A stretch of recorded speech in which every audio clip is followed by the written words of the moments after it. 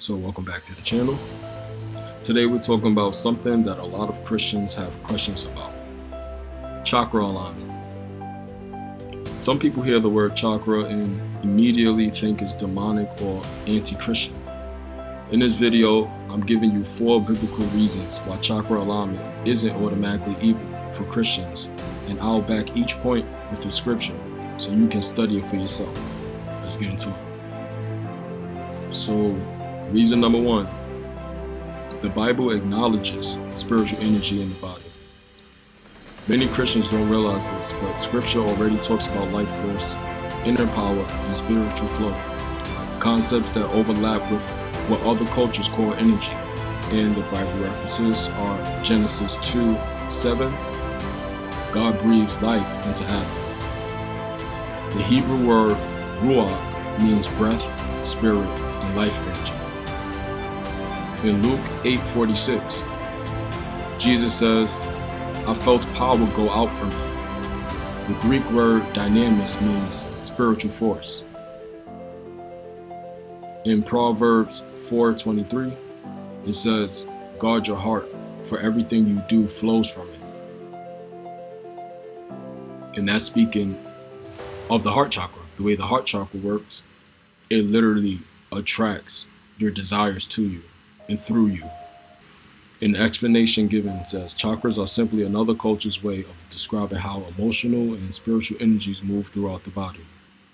Christians already believe God designed us with both physical and spiritual systems. Recognizing that energy flows through us isn't unbiblical. It's already in scripture. Reason number 2. Okay. God uses natural phenomena as spiritual signs, such as the rainbow. Now here's the thing about the rainbow, right? When you think of a rainbow now, it's automatically associated with the LGBTQ community. But the truth of the rainbow is it represents God's promise. Based on chakra knowledge, my understanding of the rainbow is literally the example God gives of how reality works. Because the rainbow is literally like a refraction of light. And that refraction of light causes the different shades. Like the red color is the root chakra. The orange color is the sacral chakra. The yellow color is the solar plex chakra. It's not just the obscene things that they are associated with. At the end of the day, LGBTQ, that's your own preference and lifestyle. But at the end of the day, what really makes it what it is because it's associated with sexuality. And at the end of the day, that's really not the public's business what one's personal sexual preferences and all that different stuff. That's why it's obscene and all that shit. But in Genesis, God takes something natural, refracted light, and gives it spiritual meaning. In Genesis 9:13, it says, I have set my bow in the cloud as a sign of my covenant. That was, if I'm not mistaken, that's the same rainbow after flooding the world, after it was ran by like the Nephilim and all that stuff. So basically, you put the rainbow in the sky as a promise to say that your world won't be destroyed again by a flood, basically. In Ezekiel 1:28, God's glory appears with the radiance of a rainbow. In Revelation 4:3, a rainbow surrounds God's throne. So the rainbow wasn't a new supernatural object. It was a natural part of creation that God infused with spiritual symbolism. This shows God is not afraid of color. God is not afraid of symbolism. God uses creation to teach spiritual truth. I don't know why AI uses the term afraid to associate with God, but whatever, you get the point. If God can use light, color, and natural patterns to communicate meaning, then understanding the body's emotional or energetic patterns isn't automatically evil. It's simply another way of appreciating how God designed us.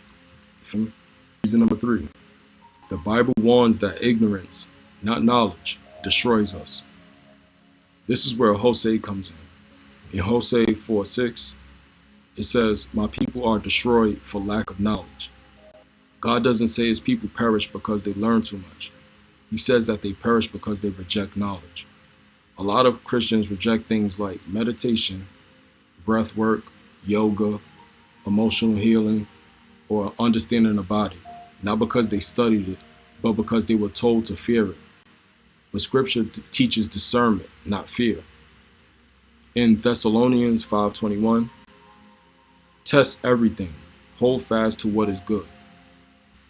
Whatever you're being taught or learning, put it through the fire, put it through the test, experiment, so you know what works and what don't work. And what don't work, leave it alone. And what works, you feel me, go with that. Proverbs 18:15. It says, the heart of the discerning acquires knowledge.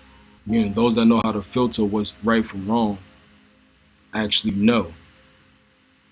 So that's why I'm sharing what I'm sharing, because the chakra path, I know when used for like good, you know what I'm saying, it serves you greater. Yes, there are those that use it for evil. That's why it's even more important to know about the chakras, because companies such as like McDonald's, before many of us was born, they literally created their company based off of chakra knowledge. They know why they put red and yellow in the logo. Reason number 4. Meditation and inner alignment are deeply biblical. Many Christians think meditation is New Age, but the Bible commands meditation repeatedly. In Psalms 1:2, it says, he meditates on God's law day and night. In Joshua 1:8, it says, meditation is commanded for spiritual success. In Psalms 46:10, it says, be still and know that I am God. Chakra alignment often uses stillness, breath, reflection, and emotional awareness. These are not foreign to Christianity. They're part of Christian spiritual discipline. If a believer meditates on God, scripture, healing, or gratitude while doing alignment exercises, that's not unbiblical. That's spiritual maturity. And from my experience, like with the term meditation, that's what actually put me on the chakra path. It was the Bible. That's why I'm even doing this. Because me just reading the Bible as a child, I didn't really understand many things, especially the word meditate. I didn't know what that meant, or what that was. So I started Googling like meditation and started seeing videos on it and learning more about meditation, and that connected automatically to the chakra path of knowing your chakra centers and why you desire what you desire. Also back then, when I was trying to learn about meditation and Christianity in general, I was going into the church. That's why my daughter is Christian, because her mom, I was dealing with her mom at the time. That's how I was going to church and learn about it. The different pastors I would speak to and ask, like what's this about meditation and these different things that I had questions about. They didn't have answers for me. But then at one point, it felt like no one knew the answer. Then at another point, it got to where it's like, no, they're purposely not telling me. No, they're telling you to pray, to send your energy outside of you, to speak vocally outside of you, to speak to the Creator. But that's literally not what Jesus taught. Jesus taught to meditate in order to speak to the Creator and allow the Creator and do things from there. So, in conclusion, the Bible already acknowledges spiritual energy in the body. Number 2, God uses natural phenomena like the rainbow as spiritual signs. Number 3, Hosea warns that ignorance destroys us, not knowledge. Number 4, meditation and inner alignment are biblical practices. So chakras don't have to conflict with your Christianity. It all depends on your intention and who you give glory to. If this helped you see things differently, hit likes, subscribe, and drop a comment telling me what topic you want me to break down next. See you in the next video. Yeah, I like the way AI works, you know what I'm saying? Even though it's a political topic, I don't want to come off super political. I just want to get to the point and lay the facts out there, because